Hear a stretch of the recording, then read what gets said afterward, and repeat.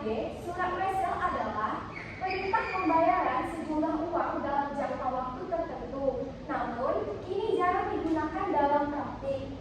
Surat wesel bagi penerima disebut piutang wesel, sedangkan bagi yang membayar disebut wesel bayar. Selain itu, KUHD juga mengatur surat sanggup atau promes yang memiliki fungsi serupa. Yang keempat ada kewajiban pensiun. Kewajiban pensiun adalah utang jangka panjang yang timbul dari komitmen perusahaan untuk memberikan manfaat pensiun kepada karyawannya. Kewajiban ini dihitung berdasarkan faktor seperti masa kerja dan gaji, dan dicatat sebagai liabilitas dalam laporan keuangan. Perusahaan dapat mendanai kewajiban pensiun melalui dana pensiun atau pembayaran langsung, dan jika dana pensiun tidak mencukupi, perusahaan harus menutupi kekurangannya yang dapat mempengaruhi kondisi keuangan perusahaan di masa depan. Materi selanjutnya akan disampaikan oleh Salsani.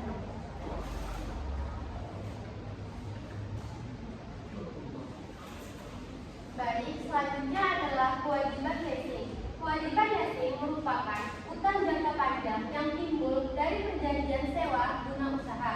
Terdapat dua jenis leasing, yaitu leasing operasi, di mana perusahaan hanya membayar biaya sewa tanpa memiliki aset, dan leasing pembiayaan, di mana aset dicatat di neraca perusahaan dan kewajibannya diakui sebagai utang. Leasing menjadi alternatif pembiayaan yang mungkin perusahaan memperoleh aset tanpa harus mengeluarkan modal besar. Namun, perusahaan perlu memastikan kemampuan pembayaran untuk menghindari masalah keuangan di masa depan. Baik, materi selanjutnya yang akan dibacakan oleh kawan saya.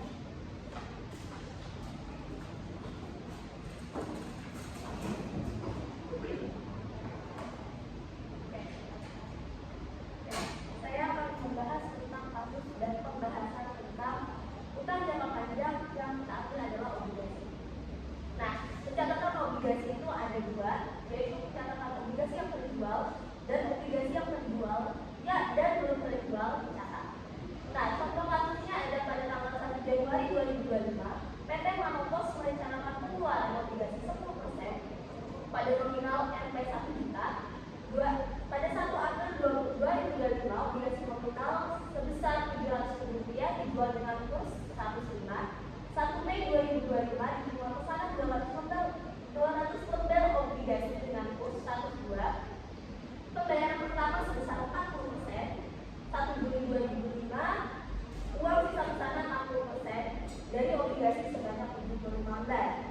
1 Juli 2025, 75 lembar obligasi diserahkan kepada perusahaan. 18 Juli 2025, obligasi nominal sebesar Rp100.000 dijual dengan kurs 99%. Baik, yang pertama ada yang dicatat hanya obligasi yang terjual. Nah, pada 1 Januari 2025, perusahaan masih merencanakan sehingga tidak ada jurnal yang dibuat. Kemudian kita move ke selanjutnya, yaitu 1 April 2025, di mana nominalnya adalah Rp700.000, kemudian kursnya 105. Maka nominal kita kalikan dengan kurs 700.000 dikali 105/100. Kenapa per 100? Karena memang rumusnya seperti itu, dan biasanya dalam obligasi kurs itu ditulis sebagai persentase, yang kemudian hasilnya adalah Rp735.000. Kas Rp735.000 bertambah, kemudian pada utang obligasi sebesar nominalnya Rp700.000, agio obligasi Rp35.000. Kenapa kita sebut agio obligasi? Karena agio ini merupakan untung atau apa yang dijual itu lebih mahal daripada nilai utang tersebut. Jadi agio obligasi merupakan untung dari nominal tersebut. Kemudian yang selanjutnya adalah 18 Juli 2025. Nominalnya 100.000, kemudian kursnya 99/100 sama dengan 99.000. Kas bertambah sebesar 99.000. Jika ada kesalahan, harusnya disagio itu masih dalam gede. Nah, disagio obligasi 1.000, kemudian pada kredit utang obligasi 100.000.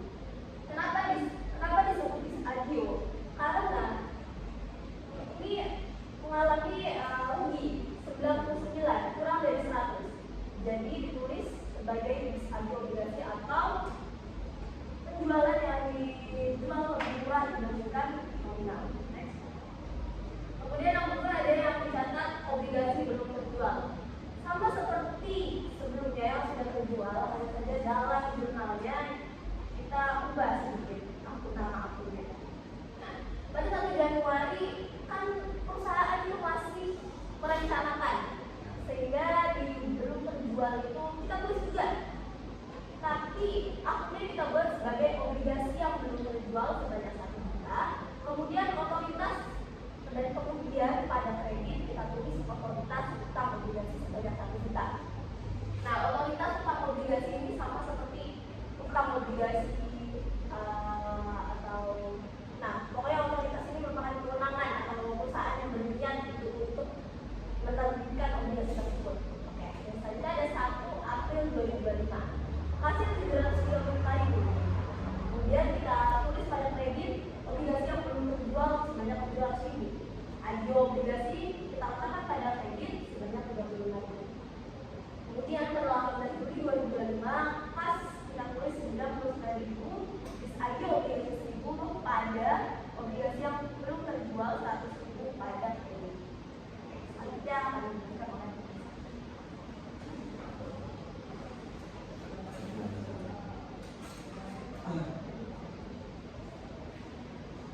Baiklah, selanjutnya saya akan membahas mengenai pesanan obligasi. Yang pertama itu cetak obligasi yang terjual. Pada 1 Januari 2025 itu perusahaan merencanakan pengeluaran obligasi sebesar 10% dengan harga 1 juta. Nah, satu lembarnya itu berharga 100.000. Jadi pada 1 Januari itu karena masih merencanakan, masih belum ada jurnal yang dicatat. Nah, selanjutnya pada 1 Mei itu perusahaan menerima pesanan 200 lembar obligasi dengan kurs 101 dan pembayaran pertamanya itu 40%. Jadi di sini bisa kita cari 200 lembar dikali dengan 1.000. Ini sama dengan 100 lembar dikali 1.000 dikali kurs 101/100, maka dapat 202.000, dan untuk mendapatkan nilainya 40% itu dari 202.000 dikali dengan 40/100 sehingga kita dapat 80.800. Nah, itu untuk pembayaran pertama. Nah, pada 1 Mei itu kasnya itu 80.800, piutangnya itu sisa dari yang 40% tadi. Jadi perusahaan mengutangkan pembeli. Jadi tertulis piutang pesanan obligasi 60%-nya itu adalah 121.200. Nah, untuk utang obligasinya itu 200.000 didapat dari 200 dikali dengan 1.000, dan harga obligasinya itu 2.000. Pada 1 Juli itu perusahaan menerima uang sisa pesanan 60% dari obligasi sebanyak 75 lembar. Nah, jadi hitungannya itu dikalikan 60% dari 75 lembar, dan itu dikalikan lagi dengan kurs. Jadi hitungannya 60% dikali 75 lembar dikali 1.000 dikali 101/100 atau bisa tingkat 110 hingga hasilnya 45.450. Nah, jadi di sini tertulis kasnya itu 45.450 pada piutang pesanan obligasinya 45.450. Pada 1 Juli itu 75 lembar obligasi diserahkan kepada pemesanan, sehingga 75 lembar tadi kalian yang 1.000 kita tidak dapat tulis di jurnal. Uang obligasi dipesan untuk 75.000 pada utang obligasi 75.000. Oke, selanjutnya itu yang kedua, yang cetak obligasi yang belum terjual. Pada 1 Januari itu perusahaan merencanakan pengeluaran obligasi sebesar 10%, 1 juta rupiah. Jadi tertulis itu obligasi yang belum terjual 1 juta pada operasi utang obligasi 1 juta. Pada 1 Mei 2025 perusahaan obligasi dengan kur 101 dengan pembayaran pertama sebesar 40%, hitungannya masih sama. Jadi dengan itu didapatkan kas sebesar 80.800, piutangnya itu 60% sehingga terdapat 121.200, utang obligasi yang dipesan itu 200.000 dan agio obligasinya 2.000.